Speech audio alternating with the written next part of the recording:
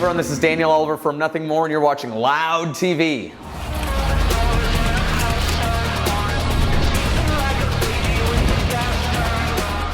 So welcome back in France. Thank you. Glad to be back. How's the tour actually? This tour's been incredible. So, started up in Scandinavia, hit Finland for the first time playing club shows there. We played a festival there in Helsinki over the summer, but came down, back into mainland Europe. A lot of the shows have been sold out.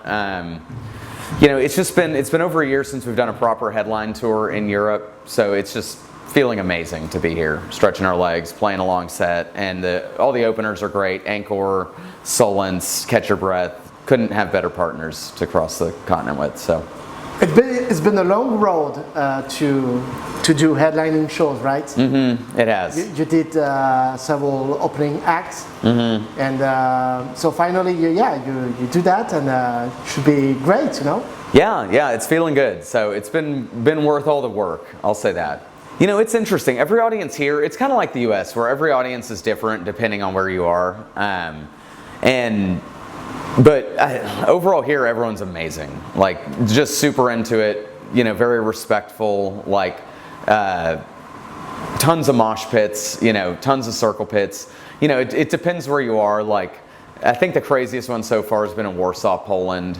And the lights went out over the crowd at one point, and I just see, just a huge mass of people running in a circle, and I'm like, these people are into it. So, I think the second craziest in Europe has to be Paris, though, 100%, if not the craziest. So, I'm really looking forward to tonight's energy.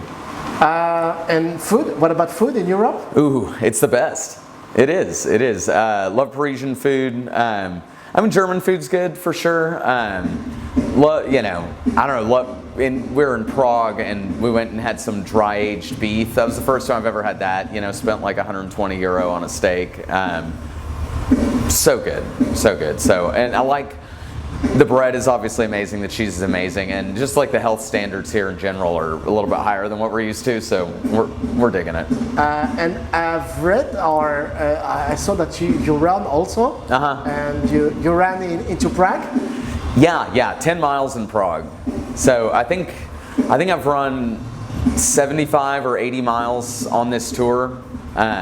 So it's been fun. Yeah, every day me and our tour manager assistant / social media coordinator go out, and we'll do at least like 4 or 5 miles. And then on the days off, we've been doing some big runs, some 10, 11 mile runs. So cool. It's been fun, yeah. It's a good way to discover, It is, yeah. Because a lot of times you'll show up at a venue, the bus will park in an alley behind it or a street next to it, and you go bus to venue, That sometimes you don't see even the front, Sometimes maybe you'll go to a restaurant down the street, but to literally in every place get to go out and pick like the castle in town or the cathedral or the river, and run beside it. Like, I've been able to see so many cool things, so I'm very grateful. And it's good for and it's health. Good for you, yeah. No, that's the thing. Every day on stage, I feel better than I ever have, and I know it's just because I'm running. So I'm gonna keep it up. Yeah, it's very like soul and head clearing. Like I feel so different when I get back from a run than I did before I left. So when that happens, it's just always a good thing. So. And do you feel better as a musician on stage? Oh, for sure. Singing's easier. I'm not out of breath. Like normally before I'd play, I'd have to do, at least 100 jumping jacks and try to kind of get your body warm and into kind of this like real energized state. But because of the runs, I warm up my hands, warm up my voice, and then get up there and it just feels awesome. So easy.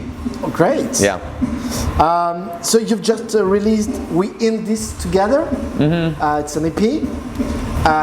So I was wondering if you recorded in the same time that Carnal. So the way we put the EP together, We're In This Together, the 9 Inch Nails cover is on it. And I don't know if you've read about that, but that song we actually recorded 11 years ago. And we just didn't quite take it across the finish line. We weren't really happy with the vocals, and we didn't have an outlet for it at that time. And so we just sat on it. And then we made another cover this last year of an Aerosmith song Johnny was going to finish the vocals on that song, and for whatever reason thought about this old Nine Inch Nails cover we had, and took it to the producer instead and goes, hey, is this cooler? And of course it was cooler, so we picked it to finish. So we actually did that song a long time ago, which to me is neat because it's kind of like a, the band has evolved a lot over the last 10 years, so it's cool to have like a little time capsule of, what we were doing at the time of that. We recorded that right after we recorded the self-titled record. Okay. So, yeah. So, but did you mix? We mixed it recently. So, and the vocals were recorded, a couple months ago. Okay. So, yeah, brand new vocals, but, and the rest of the songs are from different records, and we just kind of wanted to give some light of day to some of the deeper tracks that that people might not have listened to, like Face It is on there. That's a deeper cut from the Spirits record. So, yeah, it seems to have done that. A lot of people seem to have kind of discovered some new old songs of ours because of it. So were you happy with your bass lines? Totally. I was actually really impressed. I was like, this is cool. Like, we went for it. Like, a lot of complicated bass parts, a lot of cool effects. I was actually, it was fun. I had to listen to it just soloed to like pick out everything that I did. I couldn't remember, but I was like, sick, dude, you killed it. It's good to give yourself compliments, It is. Yeah, when you're doing a good job, you should tell yourself you're doing a good job. So, through the years, what did you try to improve on your instruments? Man, the biggest thing for me has been learning how to play with a pick. Like, I grew up just finger style, which is just, it's a way of thinking. You play with the kick, don't, you groove like that. Even like how you hold the bass, like it was just always about my right hand being there. Like Flea, exactly. And then, over the last couple of years, I've really focused on playing with a pick, and it's opened my brain to like this. It's just a completely different style where you're keeping a constant rhythm and fretting, and that's been a lot of fun to get into as well. And it's really helped my songwriting a lot, and it's helped me learn guitar a lot easier, which I'm playing a lot of guitar now just for fun. But I'm always trying to just at any moment trying to always keep the chops up. Definitely get better with rhythmic stuff, and then expand like knowledge of effects. I use a lot of delays and phasers, and you can really create a soundscape even with a bass guitar, and that's been a lot of fun to explore through the years. So. And how did you deal on stage? Do you play both? I do both. Yeah. This set is actually mostly pick with like 3 or 4 songs on fingers. So, pick's kind of taken over. As we're getting heavier, they want me to crank on that thing. Yeah, so. It's better for circle pits or? Better for circle pits, yeah. Yeah. Wonderful. Of course, your singer is just released a song with Sabaton, It exposes you to a new fan base, and I don't know, it's kind of like they're giving you their endorsement at the same time, like letting their voice, or if it's a guitar feature, like letting their presence be a part of the artwork, and when it's done right, I really think it can elevate a song, so I think it's a really good thing. Okay. Would you be a guest in? Oh, for sure, yeah. If someone wanted me to play bass, I would love it, yeah. I'd rope up some bass, yeah. Okay, and what's your favorite style? Rock, for the most part. I grew up listening to the Beatles and Zeppelin and, Eric Clapton, and so, I don't know, I like melodic bass, I'm not the best, like, metal bass player in the world, but I think I could hang with anything, though. Anything but, like, jazz. Really? I don't know.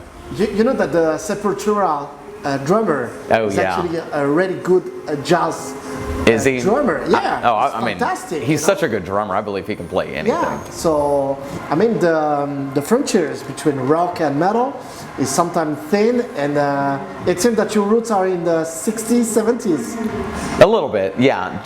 Just that's where I grew up. But more like, I don't know, I love Stone Temple Pilots, and like those were, like Robert DeLay was a big bass hero of mine, or Tony Kanal of No Doubt, or I don't know.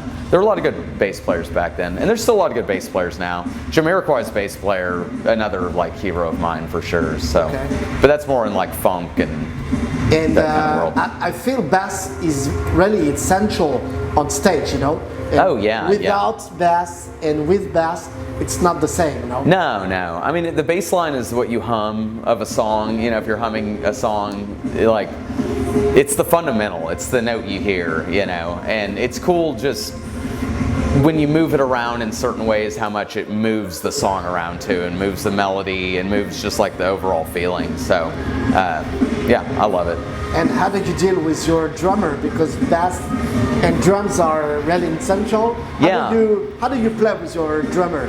Yeah, no, I mean, it's one of those things when we're writing, we're just communicating about like groove choices and like where the kick drum sounds the coolest, because I don't know, those are my notes too, you know, da-da, da-da, da-da, stuff like that. So, yeah, you just communicate and share the space.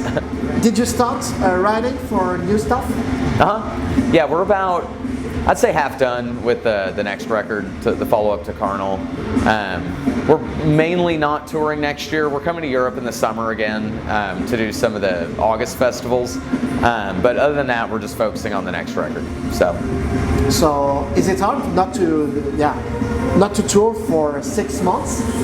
It's kind of, yeah, you miss it. It's one of those things, when you're out here, you miss home, and then when you're home for like a couple months, you're like, man, I just really want to because there's nothing like this. I don't know, the adrenaline rush and, you know, meeting all these awesome new people and seeing new cities, like it's just, it's something rad, for sure. And do you like to write in studio? And we mainly write in little studios, just like home studios kind of thing. We usually go to LA or Nashville and camp out for 2 weeks, and yeah, that's kind of how we do it these days. So.